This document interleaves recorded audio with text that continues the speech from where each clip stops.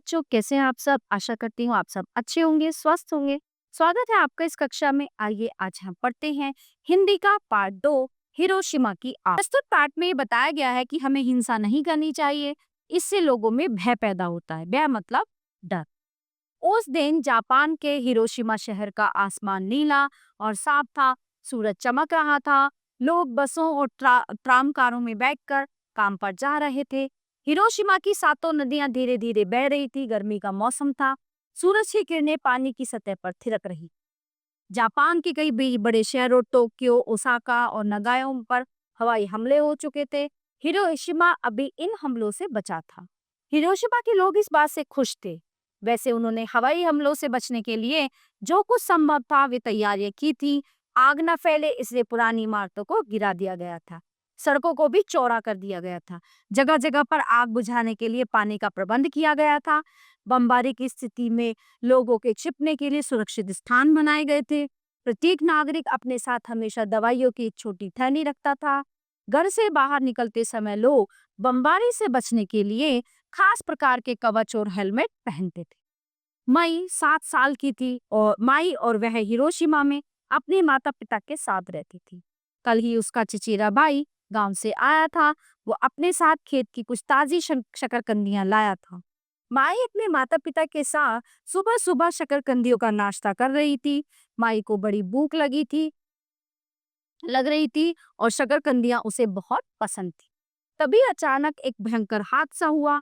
चारों ओर आंखों को चौंधा देने वाली बिजली नारंगी और फिर सफेद रंग की हो गई। ऐसा लगा जैसे हजारों बादलों से एक साथ बिजली गिरी हो। इस भयानक धक्के के प्रभाव से ऊंची ऊंची इमारतें कांपने लगी और ढहने लगी। इस प्रलय से कुछ क्षण पहले ही अमेरिकी वायुसेना के विमान इनोलागे ने हिरोशिमा के ऊपर उड़ान भरी थी। उसने ही इस विस्फोटक बम को गिराया था। ये कोई साधारण बम नहीं था, ये एटम बम था।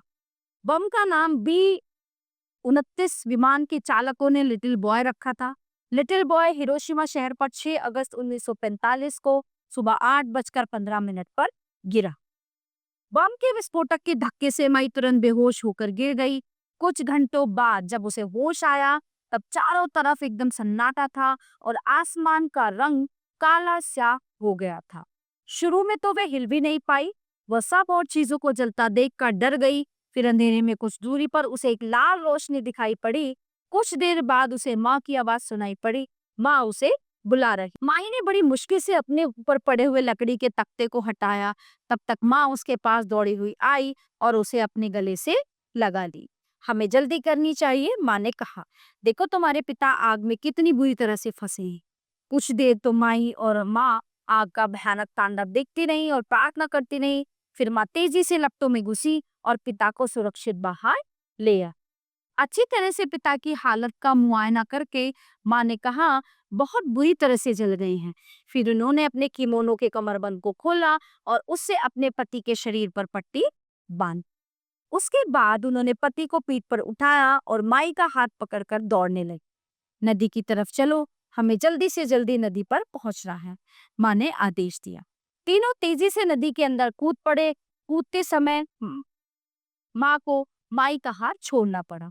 माई चांद, मुझे कसकर पकड़े रहो, माँ चिल्लाई। आग से बचने के लिए भागने वालों की लंबी भीड़ थी। माई ने देखा कि बहुत से बच्चों के पूरे कपड़े जल रहे थे और उनके होंठ और आंखें की पलकें फूल गई थी। वे इधर उधर भटकते और चिल्लाते हुए भूतों जैसे लग रहे थे। कुछ लोग इतने कमजोर हो गए थे वे सीधे मुंह के बल जमीन पर गिर पड़े। बाकी लोग उनके ऊपर गिर गए। हर तरफ लोगों के ढेर थे। माई और उसके माता पिता ने पलायन जारी रखा। जल्दी ही उन्होंने एक दूसरी नदी को पार किया। नदी के किनारे पहुंचते ही माँ ने पति के शरीर को तट पर रखा और वह खुद उसके पास लुढ़क गई। माई को अपने पैरों के पास कोई चीज चलती हुई सी महसूस हुई।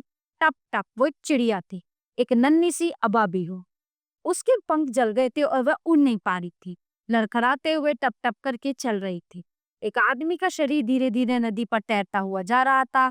उसके पीछे एक बिल्ली भी थी। जब माई ने पीछे मुड़कर देखा तो उसे एक कम उम्र की औरत दिखाई दी। वो एक बच्चे को पकड़ी थी और रो रही थी। हम किसी तरह यहाँ तक तो बचकर आए और फिर मैंने इसे दूध पिलाना बंद कर दिया, उसने कहा। पर अब वह दूध नहीं पी रहा है, वो मर गया है।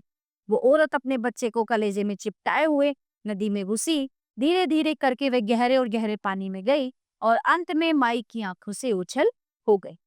इसी बीच में आसमान काला स्याह हो गया और बादल गरजने लगे।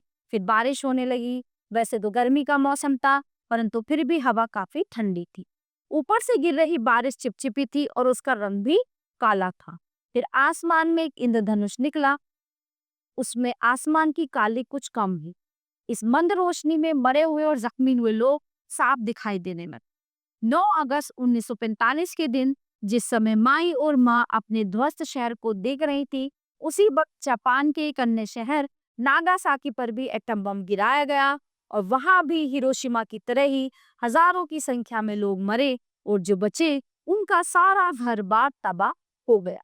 मरने वालों में केवल जापानी ही नहीं थे, इनमें अन्य देशों कोरिया, चीन, रूस, इंडोनेशिया और अमेरिका के लोग भी शामिल थे। एटम बम जैसा प्रलंकारी विस्फोटक दुनिया में पहले कभी भी इस्तेमाल नहीं किया गया था। इसकी तबाही की क्षमता 1000 साधारण बमों के एक साथ फटने से अधिक थी। इससे निकलने वाले विषैली रेडियोधर्मी किरणें सालों तक लोगों की बीमारी और मौत का कारण बनी।